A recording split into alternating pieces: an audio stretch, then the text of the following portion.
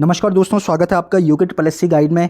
मेरा नाम है आशीष चौतिला और आज इस वीडियो में मैं आपके साथ डिस्कस करने जा रहा हूं जो हाल ही में हमारा कनिष्ठ सहायक का पेपर हुआ है जो कि उत्तराखंड लोक सेवा आयोग ने कराया था।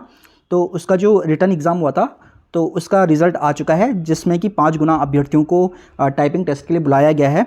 और जो टाइपिंग टेस्ट होगी उसके साथ साथ एक क्या होगा, एक कंप्यूटर का टेस्ट होगा, ठीक है, जो कि क्वालिफाइंग नेचर का होगा।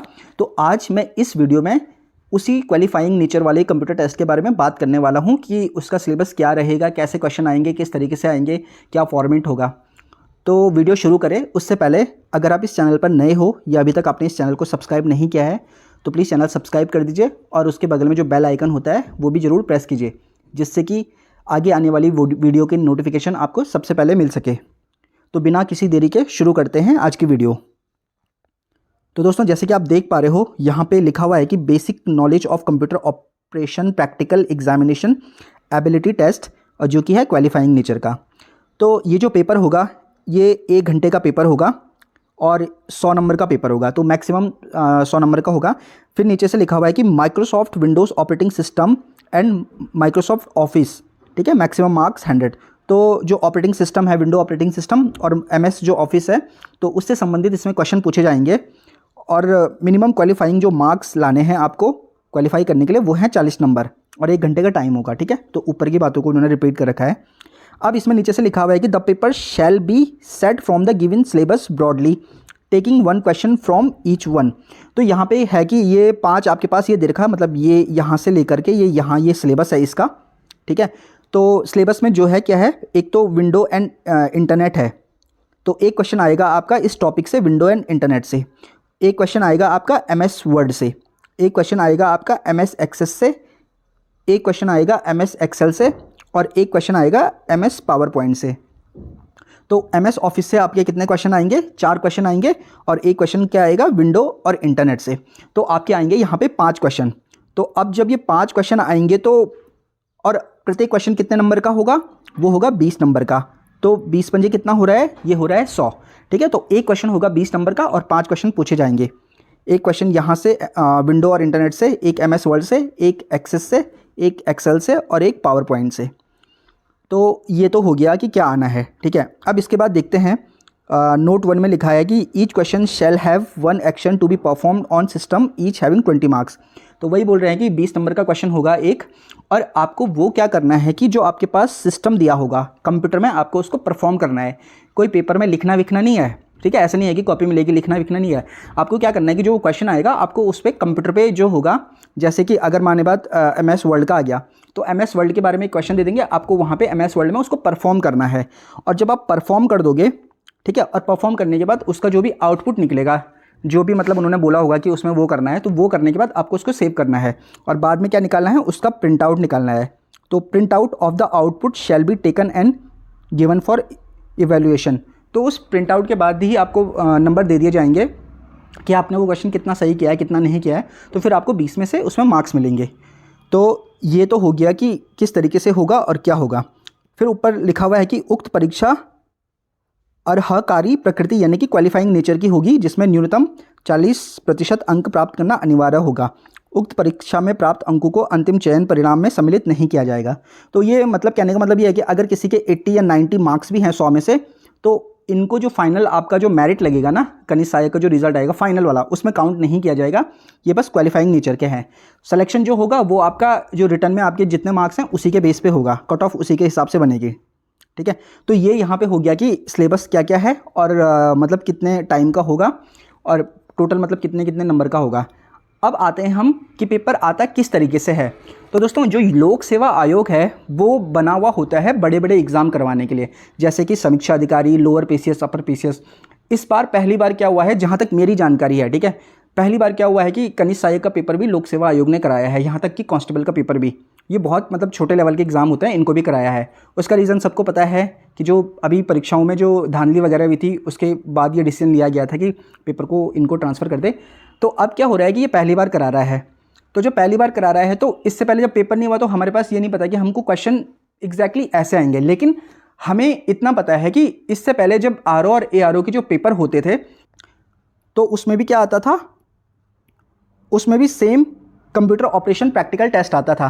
तो यहाँ पे हम अनुमान के तौर पे ये बोल सकते हैं कि लगभग उसी तरीके का ये वाला पेपर भी आने वाला है। उसमें भी सेम सिलेबस होता था इसी तरीके का, उसमें भी 40 नंबर क्वालिफाइंग मार्क्स लाने होते थे, 100 नंबर का होता था, टाइम भी यही रहता था। तो अब वो किस तरीके से आया था अब हम उसको देखते हैं। तो वो मैंने डाउनलोड किया है, ठीक है, जो प्रीवियस ईयर्स क्वेश्चन पेपर था उनका वो डाउनलोड किया है, तो मैं आपको उसको दिखा देता हूँ। तो दोस्तों यहाँ पे आप देख सकते हो ये लिखा हुआ है कि review officer, assistant review officer यानी कि जो समीक्षा अधिकारी और सहायक समीक्षा अधिकारी हुआ है, तो उसका एग्ज़ाम हुआ था 2016 में, और ये basic knowledge of computer operation. तो ये भी वही एग्ज़ाम है जो कनिसाइक में होना है, और देखो ये भी क्वालिफाइंग नेचर का है। तो अब इसमें देखो ये है पार्ट 1, ठीक है। तो इसमें भी ये 100 नंबर का मैक्सिमम मार्क्स 100 नंबर का है, 100 नंबर का पेपर बनेगा, और टाइम 1 घंटा है इसमें भी, ठीक है। तो ये लिखा हुआ है। अब इसमें नीचे क्या लिखा हुआ है कि attempt all question carry equal marks. जैसे कि मैंने बताया कि 5 क्वेश्चन आएगा और हर क्वेश्चन क्या होगा 20 नंबर का, तो यही बोल रखा है। परफॉर्म द प्रैक्टिकल, एक मिनट, हाँ, तो perform the practical exercise on computer system for each question. तो क्या करना है कि जो प्रैक्टिकल एक्सरसाइज है वो करना है, यानी कि जो आपको वो क्वेश्चन देंगे तो आपको उसको कंप्यूटर में परफॉर्म करना है। फिर लिखा हुआ है कि save the answer of each question. तो वो जो क्वेश्चन होगा उसका आंसर सेव करना है, क्यों?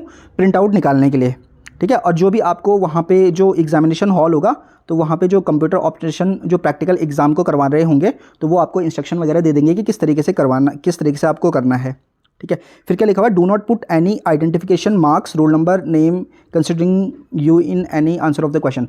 तो मतलब आपको ये रोल नंबर वगैरह ये सब नहीं लिखना है, अपना नाम वाम नहीं लिखना है, ठीक है। तो ये होगा। अब देखो क्वेश्चन नंबर 1 है, जैसे कि उस टाइम का ये पेपर आया था, 2016 का पेपर है ये। तो क्या आया था, देखो क्वेश्चन नंबर 1 है कि display recycle bin properties in window. तो कंप्यूटर में क्या होता है, रिसाइकल बिन होता है, ठीक है। सबको पता है कि जब आपको कंप्यूटर में कोई चीज़ डिलीट करते हो तो वो परमानेंट डिलीट नहीं होता है, वो टेम्परेरी डिलीट होता है। तो वो जो डिलीटेड आइटम्स होते हैं वो कहाँ जाते हैं, वो जाते हैं रिसाइकिल बिन में।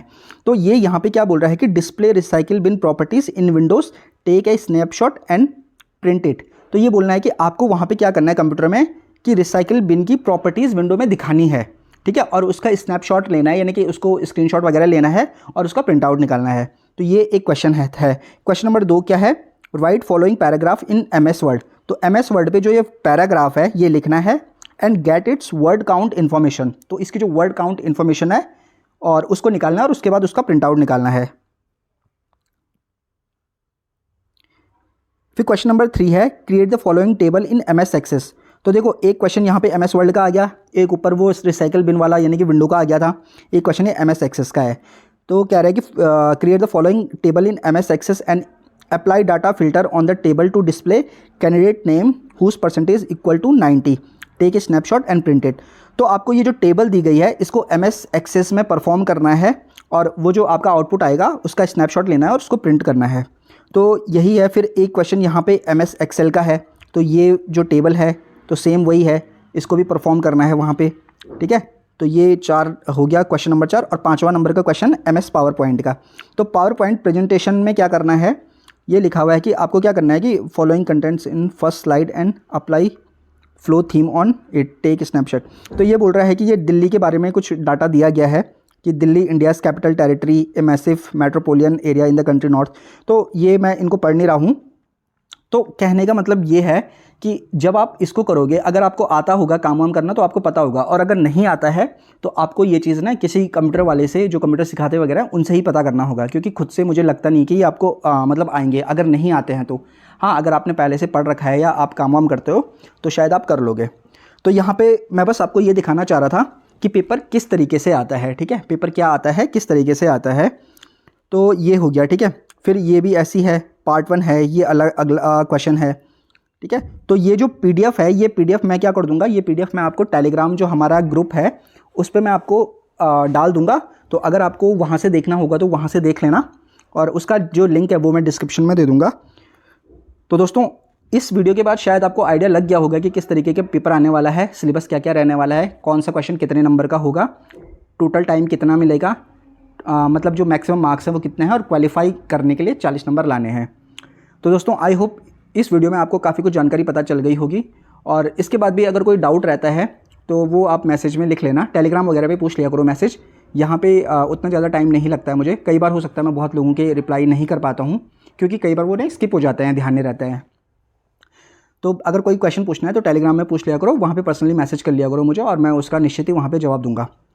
तो दोस्तों इस वीडियो में बस इतना ही, मिलते हैं आपसे अगली वीडियो में, तब तक के लिए नमस्कार।